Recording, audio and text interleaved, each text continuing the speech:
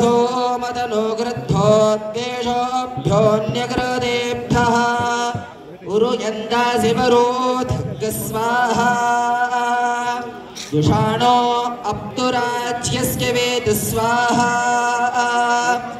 अग्निनिगासु पथाराये अस्मान् विश्वानि देव वयुनानि विद्युष्ठान्ते नमा उक्तिं विधेमा अयन्नो अग्निर्वरेव स्कृणोद्वयं रथः पुरयेदु प्रभिन्दन् अयं वाजान् जगतु वाजा साता अयज्ञ देवासि विदरेश देशोमस्तग्रक्षस्वमात्वादभन् एतत्त्वं देव सोमदेवो देवा उपागाः इदमहं मानुष्यान् सहरा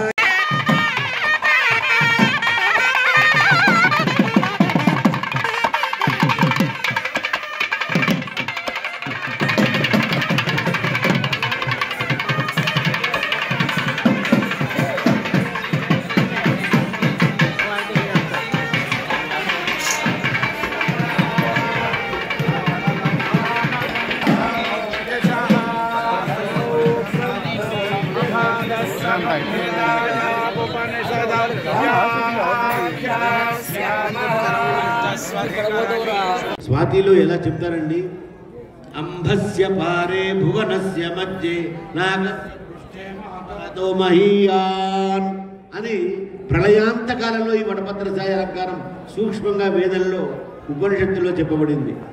భూమి నుంచి ఆకాశం వరకు కూడా జల ప్రళయం సిద్ధించినటువంటి ఆ జల ప్రళయంలో మరి మట్టిలో కరిగిపోవడం అనేటువంటిది, నీటిలో కరిగిపోవడం అనేటువంటిది సర్వసహజమైనటువంటి విషయం. అప్పుడు ఈ అండపిండ బ్రహ్మాండాలు 14 లోకాలు ఒక చిన్న బీపీ గోళీ కంట్రోల్ చేసినట్టుగా నోట్లో వేసుకుంటే ఎక్కడో ఏ పక్కకో పోతుంది, కానీ శరీరాన్ని మొత్తాన్ని అది నియంత్రిస్తుంది కదా. అదేవిధంగా 14 లోకాలు, అసలు లోకం యొక్క వైశాల్యం ఎంత? ఇటువంటి లోకే భూలోకానికి 7 రెట్లుగా ఉందట ఆ సభా మండపం. ఎన్ని ఉన్నాయి? అనేక కోటాను కోట్లు ఉన్నాయి. అనగా ఒక్క కలియుగంలో ఒక్క భూలోకంలో ఇంత వైశాల్యం ఉంటే ఆ కోటాను కోటల్లో ఎన్ని భూమండలాలు ఉన్నాయి?